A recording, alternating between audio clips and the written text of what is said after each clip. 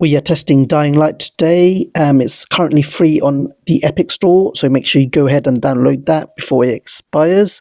And I'm testing on my main rig, which is using the Ryzen 5700X paired with the B550 motherboard, 16 gigs of RAM, and Jieshuo 3060 Ti. Okay, so I'm in the game now and I'm testing in 1440p. I've got certain stuff turned off like motion blur, but all the other stuff are set to very high just to see how well it performs on the 3060 Ti. It is still a decent card and hopefully it runs pretty well. So as you can see, some of the other stuff is turned off like motion blur. I normally turn that off. So let's go ahead and go into the game. So at the moment we're inside.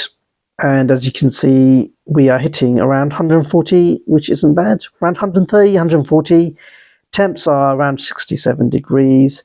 And it is doing pretty well, using 160 watts of energy.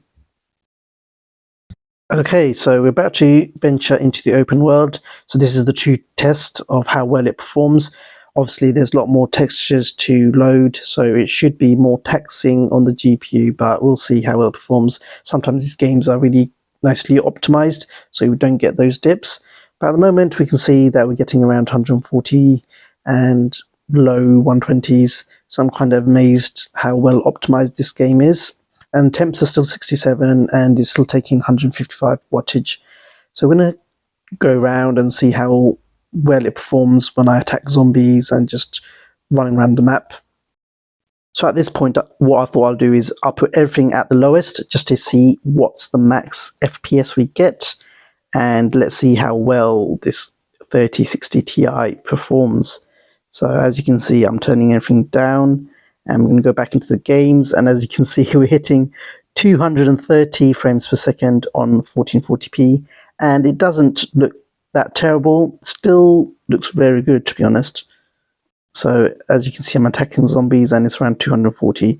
Normally no one will play at these levels, but I just wanted to give you an indication of what it looks like on these low settings with zombies and other kind of interactions, and it's doing pretty well, to be honest.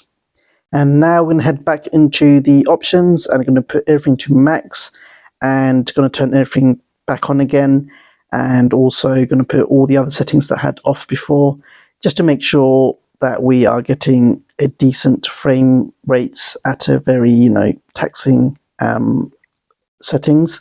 So we're going to go ahead and do that. So I'm going to go back into the go back to the zombies, and as you can see, still hitting around 140s. So this game and this card are performing very well, and I'm kind of surprised, to be honest.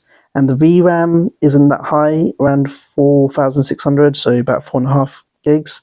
So it's performing like a champ. So there you have it, guys. A quick video on Dying Light with the Jieshuo 3060 Ti.